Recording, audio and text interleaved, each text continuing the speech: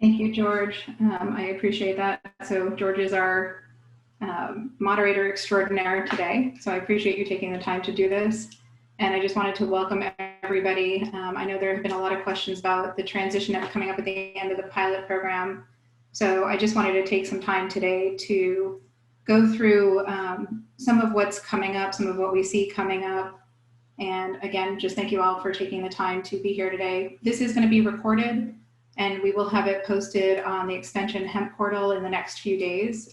So if you need to leave early or you're coming in later, just know that it will be recorded and we will post it, so it'll be available to everybody. So just first, I have two disclaimers. I am an attorney, but in my role in Extension, I'm not giving legal advice. So none of this is to be construed as being legal advice or a legal opinion. It is for informational research purposes only. My other disclaimer, because the law is still in flux, it is still changing, and this is especially for folks who are watching this as a recorded video. Today is Friday, August 21st, and the information we're providing today is accurate, it is up to date.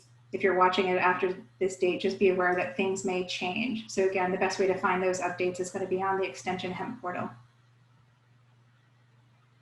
So there are two main questions that I wanted to cover today. The first is, when does the pilot program expire? And the second is, what's going to happen when the pilot program expires? So if you are just getting into hemp right now and you're looking at starting a hemp business, I would say that this is not necessarily the place to learn about how to do that. This is really geared for folks who have been in the program. They want to know what's coming up in the next couple months. If you are just getting started, this is also good information for you too, just so you are aware of what you're getting into, because the law again is changing. So one of the things I wanted to start out with today, and I know that this might be frustrating, but we don't have definite answers right now. I know the pilot program is going to expire in about 2 months, or I think that that is likely that it'll expire in about 2 months. So the main purpose of this presentation today is to provide you information so that you can make the most informed decisions possible as we're coming up to the end of our pilot program. So again, if you are going to walk away at the end of this hour thinking, I don't have a definitive answer, this wasn't worth my time, that is my upfront disclaimer right now, just to let you know what we're going to be talking about today. And I am going to explain why we don't have a definitive answer for you today. The other thing that I wanted to note before we get into more of the details is I use the expression the end of the pilot program. Technically that is accurate, but I realize now when I say that, that sometimes people think that means that they're no longer going to be able to grow hemp at all in North Carolina. That is not the case. And again, I will explain this as I go through my presentation. But we are under a certain set of rules and regulations right now under the North Carolina Industrial Hemp Pilot Program. The pilot program itself is likely going to be expiring at the end of October. And at that point, we will be going under a different set of rules and regulations. The part that we don't know right now is exactly which rules those will be. I think we have a good idea, but we don't know 100%. So I just want to be clear about that. Again, at the end of October, when the pilot program will likely expire, you still will be able to grow hemp. We're just not sure under which particular set of rules. So a little bit of background, and a lot of you on this call are probably familiar with this already. As I said before, we are operating under our pilot program. It was authorized under the 2014 Farm Bill. We are in our 4th growing season here in North Carolina, and right now we stand at, I think, about 1,500 licensees. So in 4 years, we have grown a lot, and I am very aware that folks have invested a lot of time and a lot of money and a lot of effort into this program. To give us context for where we are today in the law, I just wanted to talk about the federal law, because we really are at the intersection of a change or transition between the 2014 Farm Bill and the 2018 Farm Bill, both of which are federal laws. And we're also at this intersection where it gets really more complicated, because it also intersects with our state law here in North Carolina. So for context and background, again, pilot programs were authorized under the 2014 Farm Bill, which is federal law. It did allow states to create their own industrial hemp pilot programs. And again, in North Carolina, we created ours 4 years ago. And that's what, if you have a license right now and you're growing hemp in North Carolina, you are operating under this program. This is also the law where we got this definition of THC as needing to be below the 0.3% threshold. So that limit is set by the federal government. It was set by Congress. If you jump to the 2018 Farm Bill, it expanded hemp and what you could do with hemp. In particular, it took hemp out of the definition of marijuana in the Controlled Substances Act. So it's no longer considered to be a Schedule I controlled substance, and that opened up a lot more opportunities in terms of getting into the hemp business. The other thing that it said very explicitly in the 2018 Farm Bill is that hemp is now to be considered a commodity. So what that does, it allows other federal programs and grant funding and other opportunities to be available to the hemp industry. I will say though, as we all know, there are definitely still restrictions. There are certainly restrictions on hemp that don't exist on other commodities. So for example, I don't know of any other commodities that you have to have a license to grow and that get tested for compliance testing. So we know that there are still more restrictions, but technically under the Farm Bill, it is now considered to be a commodity. So also under the 2018 Farm Bill, Congress gave the USDA authority to administer what is known as the Domestic Hemp Production Program. And USDA published what's known as their interim final rule. I'll refer to that as the IFR. And that was published on October 31st of 2019. That date is really important because that date sets a certain timeline or a certain trigger for other provisions under that interim final rule. So that's why that date is really important.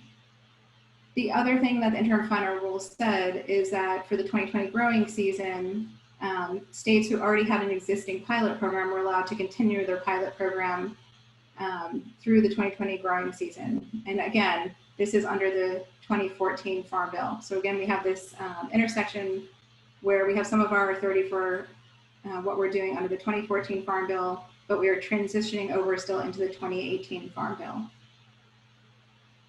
The other thing that it said in the interim final rule is that state pilot programs expire 1 year after USDA's rule was published.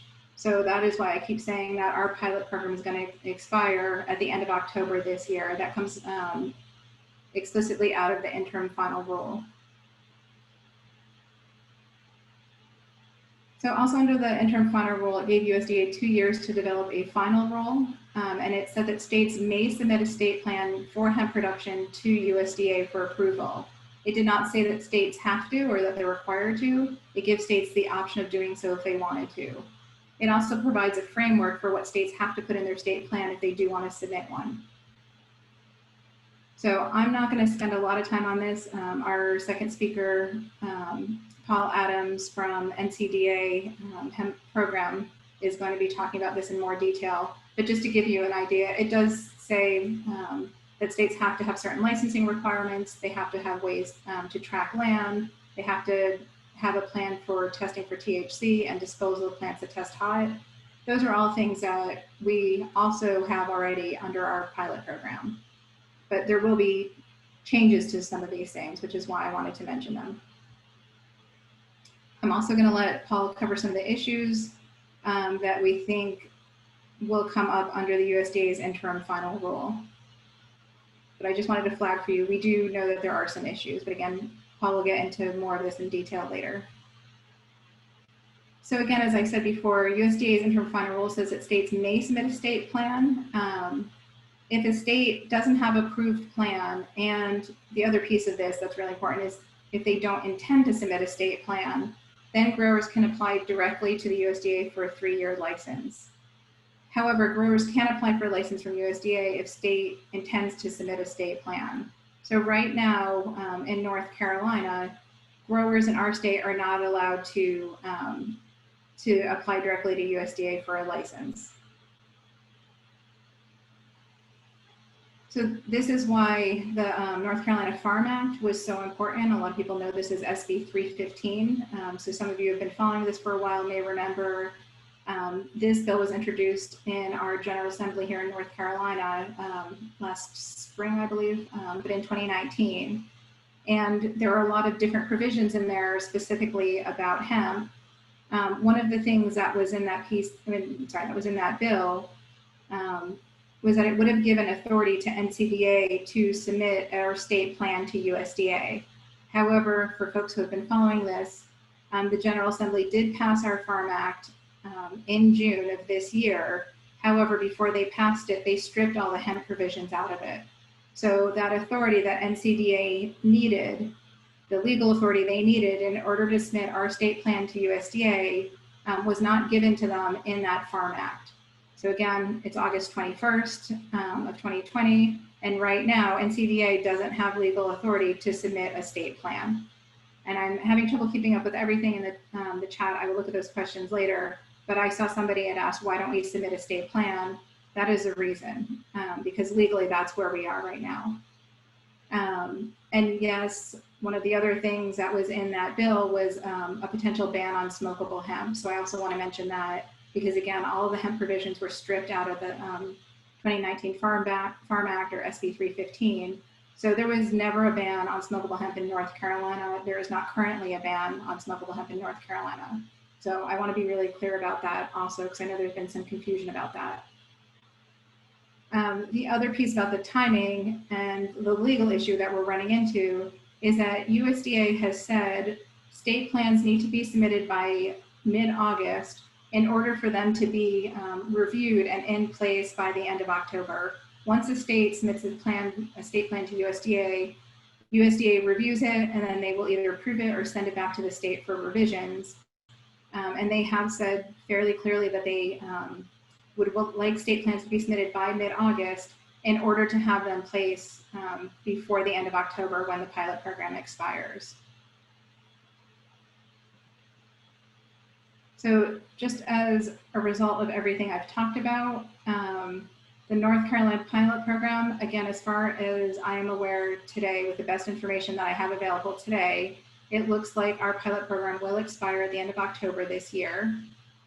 That means that licenses that have been granted under the pilot program will expire. And again, as I've said before, we have 1,500 licensees.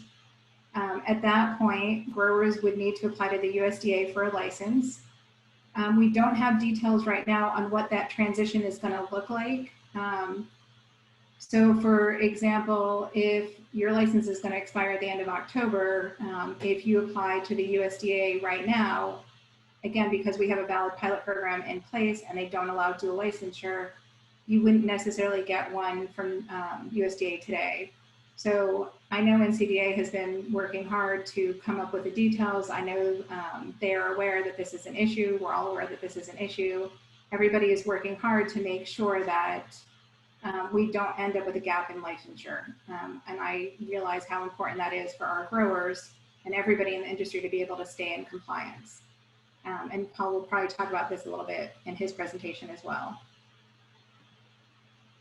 The one possible alternative to what I've just talked about in terms of our pilot program expiring, it is potentially possible that Congress could authorize USDA to extend pilot programs until 2021, or they could extend them until their interim final rule is passed, which again should be sometime in 2021. However, I don't have a sense of how likely that is. There was some language in an appropriations bill. I believe it passed through the House. It has not passed through the Senate. And again, I don't have a crystal ball. I don't know. I'm not really a gambler either, or I buy more lottery tickets, but I don't have a sense of how likely it is that this will pass. And that's the reason why I say I think our pilot program is likely to expire at the end of October, because there is some possibility that Congress would act and authorize USDA to extend the pilot programs. And that would impact North Carolina. It would also impact a number of other states. There has been support for doing this from NASDA, the National Association of State Departments of Agriculture. I know there's also been support for doing this by NCDA, but again, I just don't have a sense of how likely it is. So just a quick summary. Hemp is still legal. you will still be able to grow hemp in North Carolina even once our pilot program expires. We just don't know 100% yet what those rules are going to be and what licensure is going to look like after our pilot program expires.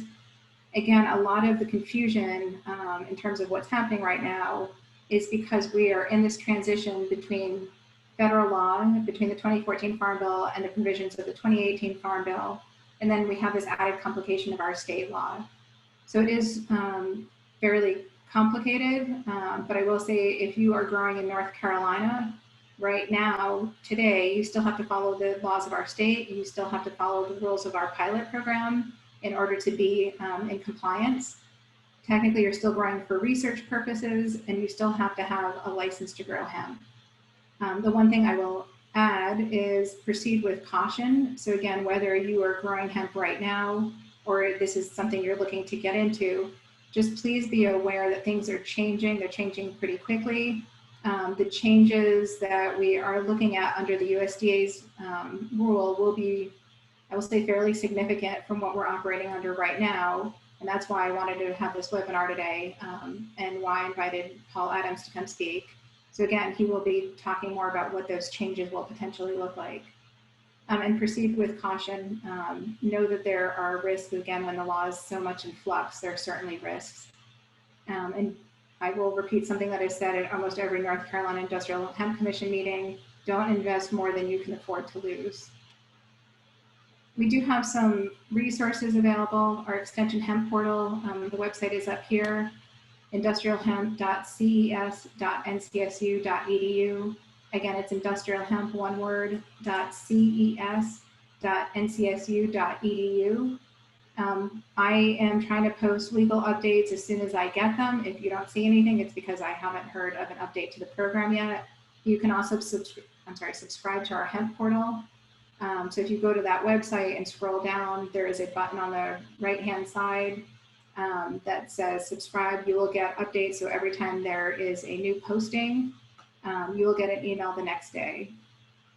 I've also put the link here for the USDA AMS Domestic Hemp Production Program. You can go there.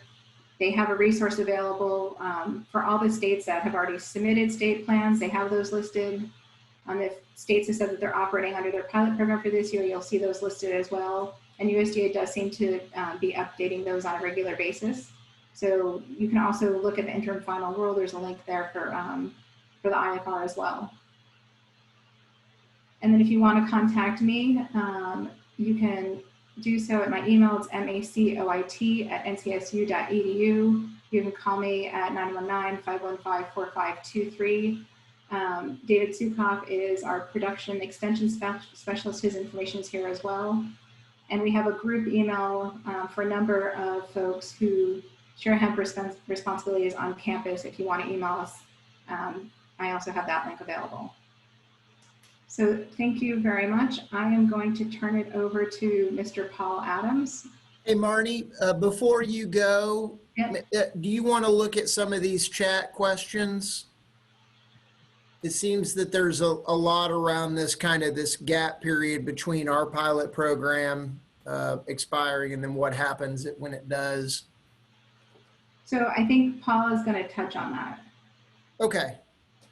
Yeah, George, I'm going to, I've written down all of the questions that I've seen in chat thus far, and I'm going to try to address all of them. Most of them will be in the course of my discussion. So. Perfect. Thank you, Paul. And then before I turn it over to Paul, for folks who have questions, my plan for today was to talk for 20 minutes, and I pretty much made that. Paul will also talk for 15 to 20 minutes, and then we have some time at the end for Q&A. So we will answer your questions. And I will turn this over to Paul.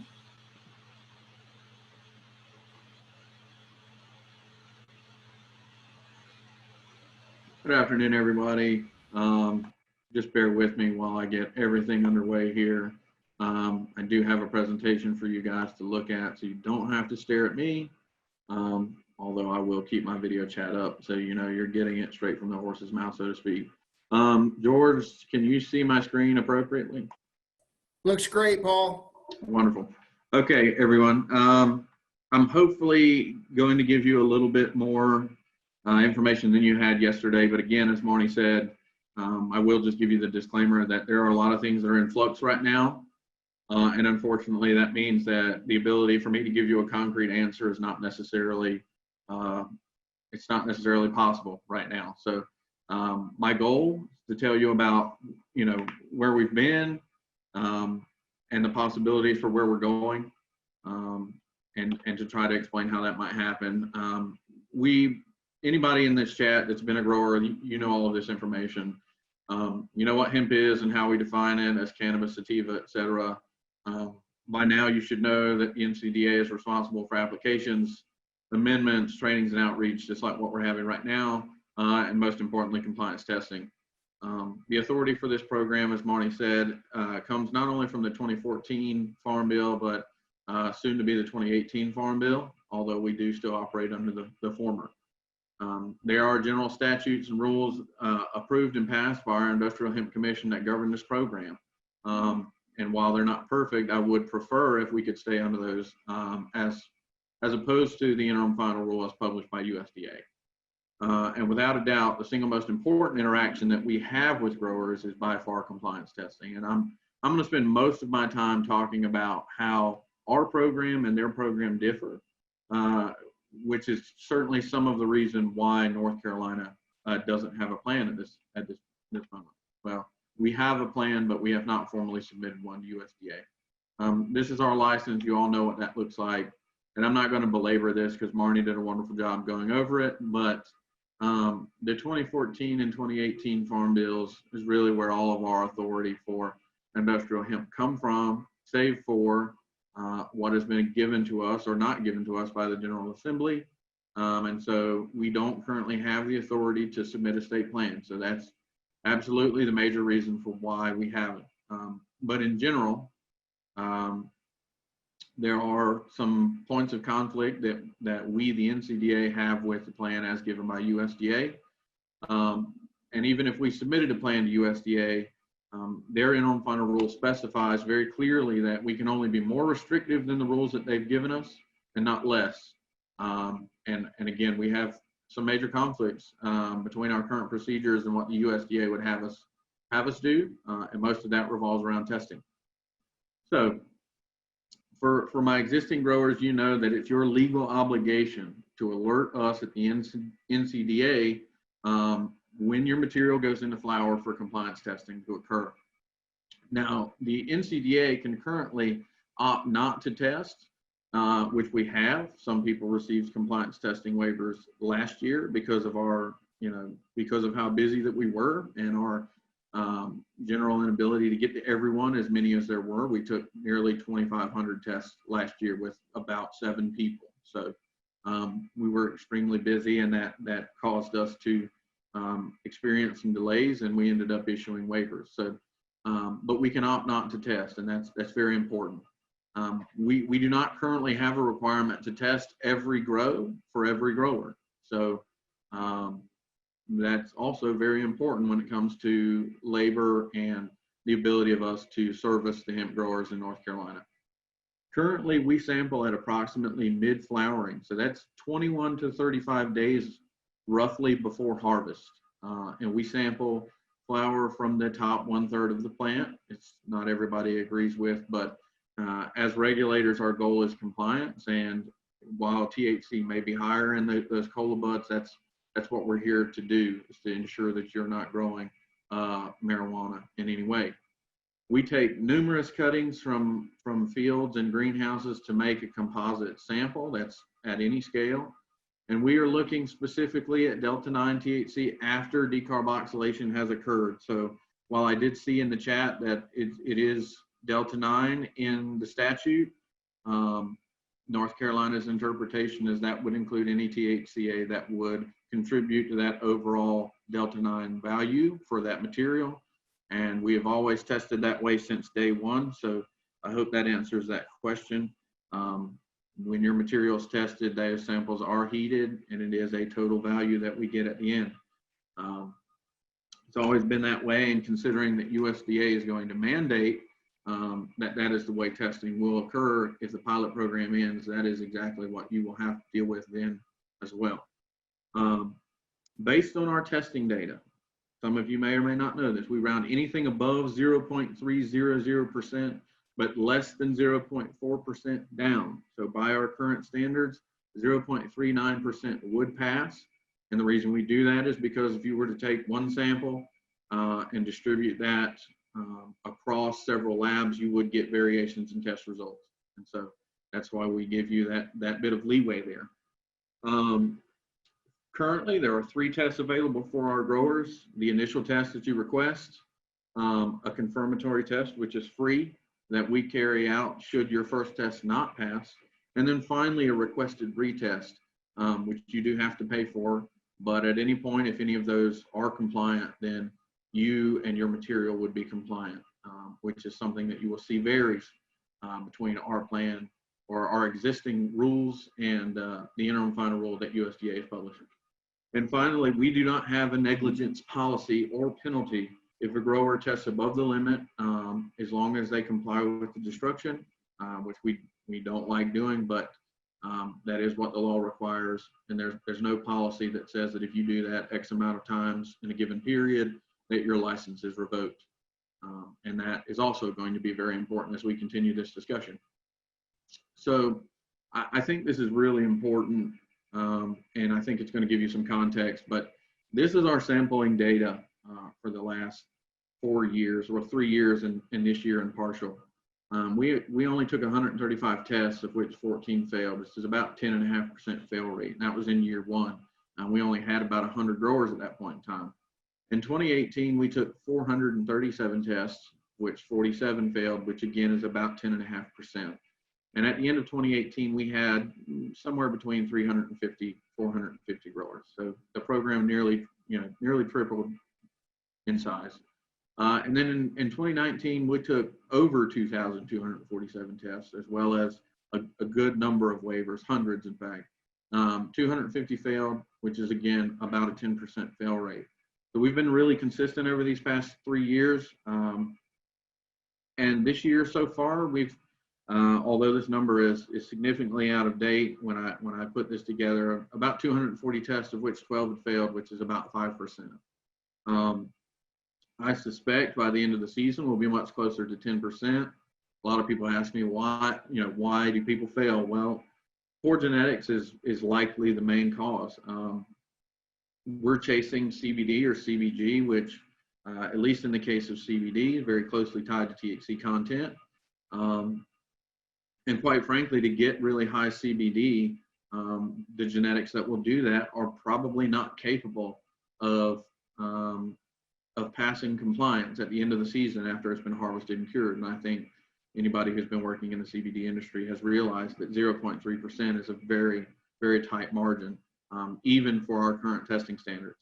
And so, it's just an ugly part of this whole thing that people are going to fail at some point. So let's talk about what the USDA has in their interim final rule.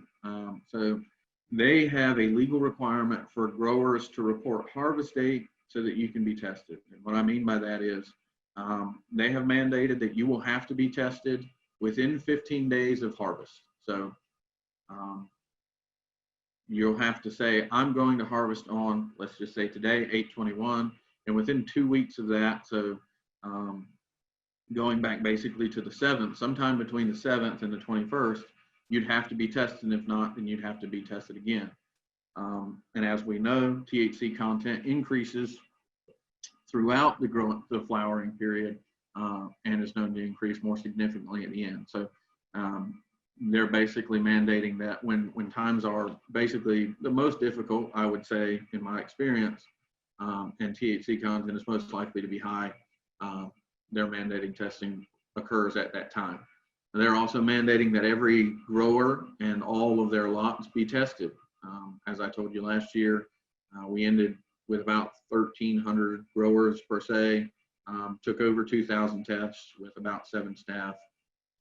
And we did not get everyone, nor did we get every single lot. And so in order to do that, it would be an extreme hardship for us to be able to do that, especially on a 15-day time frame. For anything 1 acre or less, the USDA's current sampling plan says that they can take one plant. It's a very low sample size. We take more than that. And while I know that you don't appreciate us taking your material, I think that in doing so, it's more representative and that you are less likely to have an outlier that skews your test results. They are going to require delta-9 THC to be measured post-decarboxylation, just as we already do. So in that way, we are similar. USDA is mandating that there is basically a calculation of possible error for every test result. So as an example, your test report might say 0.34% plus or minus 0.3%. In that example, that sample would fail at 0 because 0.300% is not within that range, which is what they've mandated. There is no up to 0.39 based on our current standards. So that would be, it's a very small margin to hit at the end of the season when things are most turbulent. And that's going to result in a lot more failed tests and a lot more destructions, which is not something that we would like to see for our growers. Based on conversations we had early on with USDA, it doesn't seem like we would be allowed to retest you. So if you fail, it seems like that's your only shot. You get one chance and not anymore. They also have instated what is known as a negligent violation. So that would mean testing at 0.5% or higher would result in a negligent violation. If that happens 3 times in a 5-year period, then your license would be revoked. It's not a question of if, but when in a lot of cases, especially for breeders who are trying to develop new strains. So I think that that really illustrates some really key differences that we don't necessarily agree with, and that I think would cause a lot of people to lose a significant amount of money, especially in a program that's been around for 4 years with as many people and as many acres and greenhouse square feet as we have. So that being said, this is what we're hoping to avoid more of, and I fear that under USDA guidelines, there would be a lot more of this. So just to illustrate sort of the sort of impact that hemp has had on North Carolina, this data is a year old, and our program has probably doubled since that time. And this is growing in storage locations across North Carolina, and you can see it covers pretty much the entirety of our state. It's a big deal. Here it is visualized a different way. Counties in red have really high densities of growing locations, and the ones that are in blue don't have any hemp at this time, or at least didn't at that point, and so may have. So again, hemp has spread rapidly through North Carolina, and a lot of people are really trying to give it a shot. They've really poured a lot of money and time into this. And lastly, these are again hot spots for hemp growing and activity here, and I hope to have these maps revisualized. So hemp is a big deal here, and it's really set in quickly.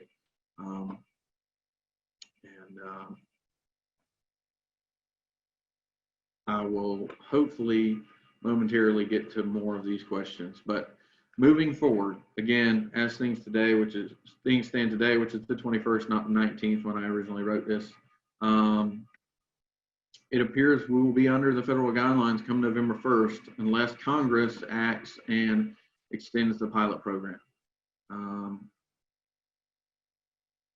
So we as an agency have been advocating as hard as we can to Congress through our channels to extend the pilot program. And as Marnie said, there's been some positive movement, but nothing is official.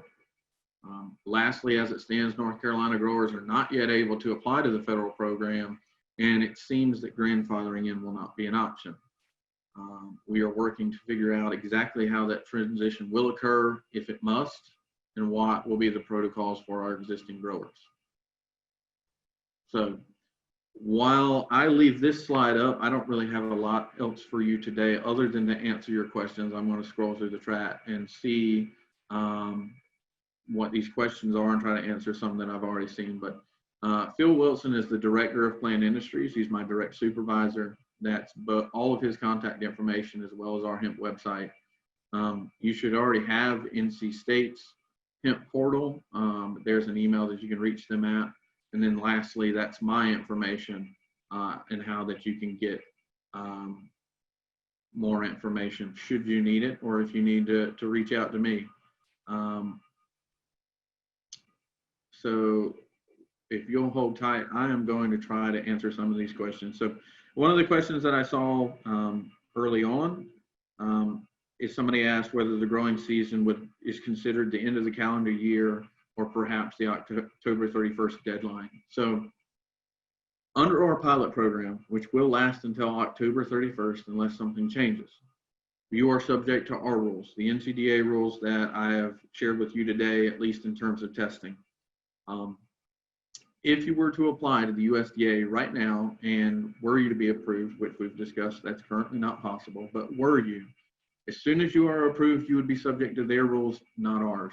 So I would suggest that anyone who has material right now, you should harvest before October 31st, if at all possible. Now, for you greenhouse growers, that's going to be a little bit more difficult because you may not be appropriately in your cycle of harvest at that point in time. But by harvesting at or before October 31st, you ensure that the rules that you have to comply with are the ones that you're familiar with and the ones that we have in place now. And so hopefully that answers your question. If you wait until after November 1st, or you were to acquire a USDA license, then that would mean that you would be subject to their rules regardless of whether, regardless of pilot program, you would be subject to their rules, and it would have to be done that way or it would be non-compliant. I know that a number of people early on asked what our plan was. Our plan, which we have several contingency plans, is if at all possible to extend the pilot program. And if it cannot, then we will facilitate your transition to the USDA's program, because that will be what is left. That will be the choice, the only choice that is left. And so as to what will happen after October, which I know is another question, as it stands today, it seems like we will be under the USDA's interim final rule and subject to their rules at October, unless, again, Congress takes action and extends the pilot program. I believe that Gary Cross asked if there would be a refund on fees for existing licensees. In order for you to have material in your possession, you will have to have a valid license, and that might mean that you've paid a renewal fee recently. You would have to do that in order to legally have it, else your license would expire. And so while yes, you will probably not get a full year out of that, there is no refund option at this point. If that becomes available, that information will be distributed to you all as soon as that is, as soon as we know that. But as it stands, no, I don't believe there will be any refunds. So as far as, I know there's been some questions about processors. There's really not a lot of information there. USDA as well as NCDA has mostly dealt with the cultivation side. So from the point where you want information to the point where you get a license, and then cultivation to the point of compliance testing, and then getting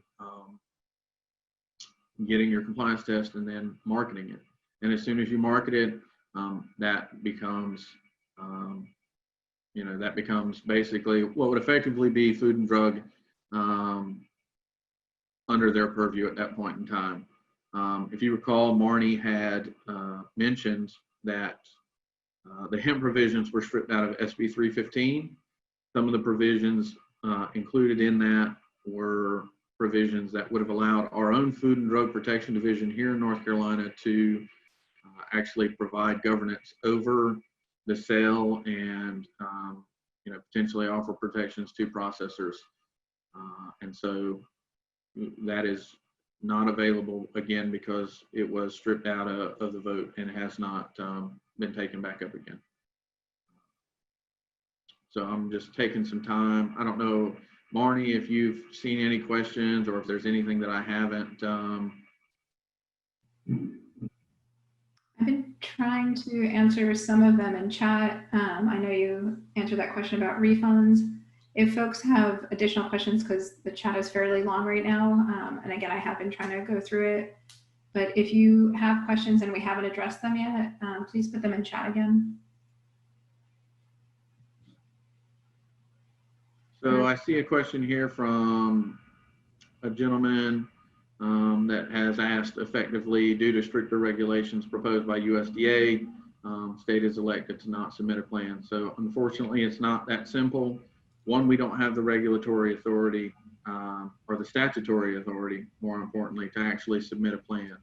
But yes, I mean, effectively, the NCDA does not agree with the USDA, and we're trying to protect you from losing more money than you can already potentially lose under our program. And I don't know that anybody else is going to bat for you in that way. I'm not saying we're perfect, nor am I saying our plan is perfect, but we realize that this program has cost a lot to the farmer, and we intend to support the farmer, and we don't believe that the interim final rule really supports the farmer. We believe that that is that would be the USDA learning at the expense of our farmer. So certainly part of our reasoning there. So Paul, there's a question from River Wheeler. With new USDA rules, what governing body would be responsible for testing? So if you're under the USDA plan, it's my understanding that a lot of the responsibility for complying with their rules will fall to the grower. That's just based on some conversations that we've had.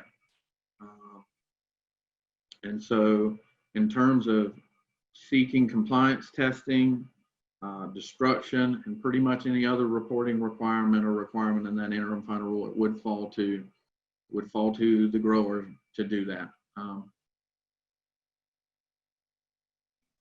Let's see, I have a question here. Somebody applying to USDA and holding a current NC license. Whether you hold a license or not, if you're in the state of North Carolina, you will not be able to apply to USDA at this particular juncture. And when you apply to USDA, you will have to basically put all of the information, most of the information required by our current application as to where it'll be. You'll be providing that to them as well. I know that somebody did say that you would be required to have a background check. That is in fact true. There is a mandated background check. And just a clarification, there's a question, oh, sorry, it's moving, that said if you apply for a USDA license and pilot program gets extension, then the USDA license trumps the NCDA license. So my understanding is that there won't be overlap. We will, in terms of what is currently valid and what rules we'll be following, we are either going to be under the rules of our pilot program in North Carolina, or we will be under the rules of the USDA. The only time there might be something that you could potentially consider overlap is what I'm hoping we will get clarification from USDA on, which is, you know, if our pilot program expires October 31st at 11:59 p.m., then starting November 1st, you have to have some other kind of license in place in order to be compliant from USDA. But there is a possibility, and Paul, you can correct me if I'm wrong, but I imagine there's a possible scenario where USDA will say that you can apply for a license from them, but that it won't be valid until after our pilot program expires. So again, that's the transition plan that I'm hoping we will get in place and that we'll have more information about hopefully soon. But again, there won't be a time when both programs will be valid, or there's not going to be a time when you can have a license from both places.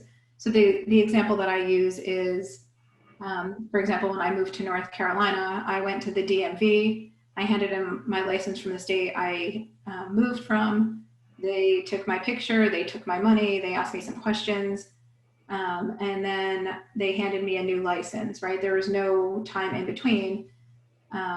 So I was always in compliance. I always had a valid driver's license, but you can never have a valid driver's license in 2 states at the same time. So I hope that helps. And Paul, I don't know if you want to add anything to that. No, Marnie, you're right. As far as the transition is concerned, ideally, if we do not get any indication in the very near future that the pilot program will be extended, which again is our preference, we will hope to arrange with USDA for North Carolina growers to submit applications to them prior to the October 31st transition, and basically have you guys pre-approved for licenses come November 1st, such that you will have no lapse in coverage. A couple other questions I saw. Someone asked if there would be any value in advocating to Congress. Absolutely. If you want to see changes that when it comes to industrial hemp, you can always reach out to your representatives in order to advocate for what it is that you think is appropriate. Somebody also asked if there was a timeline for Congress to act. There is not. It would be voluntary for them to do this, or have to be proposed and then voted on. And as Marnie and I both have sort of mentioned, there was some activity in the House that may extend the pilot program, but it would have to go through the Senate and be voted on and passed as law in order for that to happen. Another question here, it will not take a congressional act for growers to be able to submit a plan to USDA. The infrastructure is there for you to be able to do that. North Carolina Department of Agriculture is working with USDA to make this transition as easy as possible, and we should be sending out correspondence to that effect very soon. But again, everything is still in the air.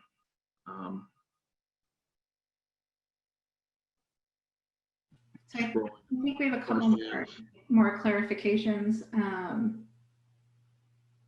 So Christopher just posted something that says the application for USDA says that the Department of Ag, U.S. Department of Ag will accept applications from August 1st to October 31st of each year. So that's correct, Christopher, but that won't apply to growers in North Carolina until you are under the laws of the USDA. And right now we're not under the laws of USDA. I say that, I should qualify that, because we're still operating under the rules of our pilot program here in North Carolina. Paul, do you want to help me clarify that point? Right. So a lot of the rules that are put out by USDA only take effect if a state, one, either chooses, like acknowledges that they will not be operating their own program. And so there are various interactions that will change these dates. Having spoken to representatives at USDA, I can assure you that there will be plenty of time and you will be able to apply once a finalized decision is made. And we can, there is some flexibility there according to USDA. So currently you cannot apply because it's not entirely clear what NCDA is going to do relevant to this entire situation, which I know is not extremely helpful. But again, we are trying to take a pathway that minimizes the impact on our existing growers and allows us to continue moving forward. I can also say with certainty that the rules that the USDA have placed are interim for a reason, which means that they are going to change the rules again, and likely next year. And so one thing that we also hope to avoid by an extension of the pilot program is you having to go from our rules to their first set of rules to their second set of rules, all within about a year's period. That's going to make it extremely confusing and extremely difficult for everyone. So we're also trying to avoid that. So somebody asked for a COVID-based extension. So it's my understanding that the reason that they would potentially extend it is exactly for that reason, that it would be tied into a COVID relief package. So yes, absolutely. That has impacted the way business is done. If you currently do not have a license, you cannot apply to the USDA's program. You could theoretically apply to ours. My suggestion is to wait until this is resolved. So Paul, there's a question, there have been a lot of questions about processors. So there's a question from Jay. It said, can you address issues with processors? I will do my best to tell you what I know about the processor situation. So first and foremost, again, both the USDA and the NCDA, our organizations currently largely only deal with cultivation, okay? So again, we perform services like this where we bring you information.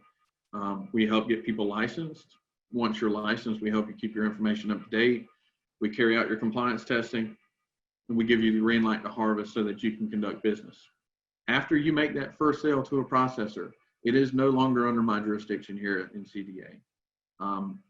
And at present, most of the rules that exist are basically federal law. So the FDA has specified that you can't make medical claims. They've specified that you can't put CBD in items for human or animal consumption, and that you cannot market it as a nutritional supplement. And all of that is beyond NCDA's control.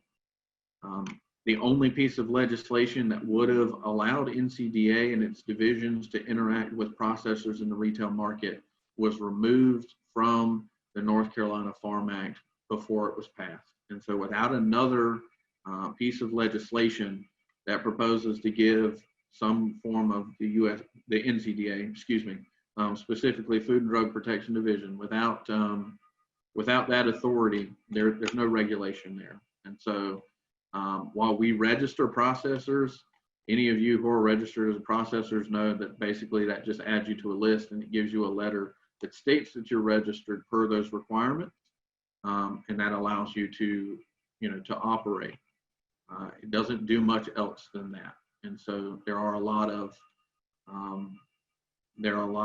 of gray area in processors, like the status of crude oil, for instance, requirements on things like pesticide residues, heavy metals, mycotoxins, and just the state of your facility, like good management practices, food safety, those kinds of things. So as far as legislation that impacts processors, there really isn't a whole lot. And so unfortunately, there's not, unless you have a specific issue with processors that you'd like to bring up, that I'd be glad to try to address. There's just not a lot of legislation out there that impacts processors. So there was another question from Jay, and I don't know, Jay, if Paul answered your question already. The question is, what will happen in October with all the biomass left from last year that was good on THC in North Carolina, but may not be with USDA? So anything, yeah. Sorry, Marne, you can go ahead, but effectively anything that was grown and harvested lawfully under this pilot program will remain lawful. It will not all of a sudden just be illegal material because you harvested it and were tested for compliance lawfully underneath our program. So it'll still be good. You can still sell it. So Jay, does that answer your question?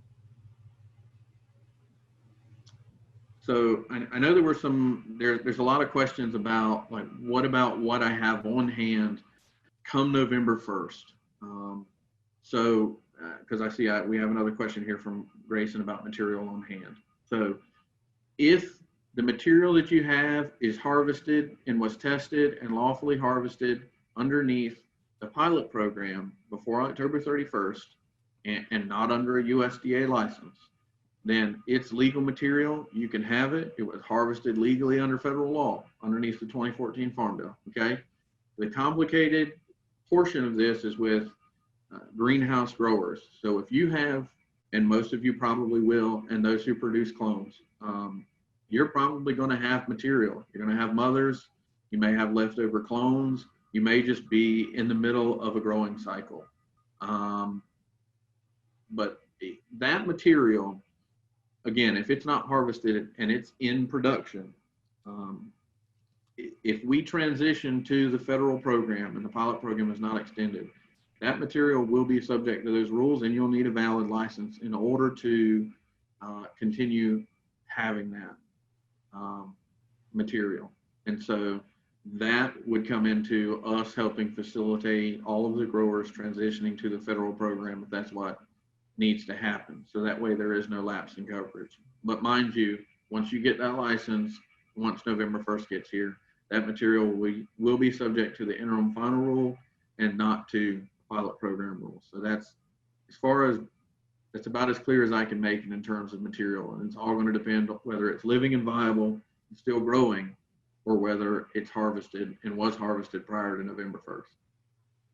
So I know we have about 2 minutes left. There's another question from Peyton regarding ASB 315, and since the hemp provisions were removed, does that mean that food and beverage companies in North Carolina cannot use crude isolate and distillate in products? My understanding, Peyton, is that that's a separate issue. There's a different division in NCDA that, from where Paul works, that regulates food and beverages in North Carolina, and they have stated that they follow what the FDA has said, and FDA has come out and said that you can't put CBD into food and beverage products. You know, we're still waiting. Everything we've talked about today has to do with USDA. That's when you are growing hemp. Once it is harvested and it's processed, then a lot of it will fall under FDA, which was not our focus for today, but I can tell you we don't have FDA regs right now. I believe they're working on it. They submitted something to the White House, I think it was a month or so ago, but we haven't heard anything since then. We're still waiting to get their regulations. And Peyton, I know we've spoke about a number of issues. In terms of crude isolate and distillate, I mean, processors are free to use any of those materials in pretty much anything other than food or items for human or animal consumption. So yes, I believe Jessica has brought up a point. It's my understanding that no one has had any specific comment on tinctures in terms of them being a food, but yes, gummies, drinks, animal snacks, any kind of food proper, that's certainly a no-go according to the federal government. That's my understanding as well. But it is 2 o'clock, and yes, Grayson said salts and lotions are okay too. That's correct. So it is 2 o'clock. I don't want to hold anybody over. I know we all spend a considerable amount of time on Zoom these days, or a lot of us do. Paul, thank you very much. And if anybody wants to contact us with questions, Paul's email address is up there. If you want to email us at extension, I will put our group email in here. Thank you for your time today. Yeah, I don't know if anybody's still on or how long people will stay on, but Matt, assuming that hemp can still be produced, hemp fiber specifically in your particular application for hempcrete, you should still be able to process hemp fiber into hempcrete if that's what you wanted to do. There doesn't sound like I've seen any barriers to that, other than the potential for it not meeting building code. I have heard that as an issue. So I don't know, hopefully that answers your question. All right. Thank you, Paul. Thank you, everybody, for taking the time to be here today. Absolutely. Feel free, shoot me an email, give me a call if you have more burning questions. And as soon as NCDA has something more definitive, you can believe that all of the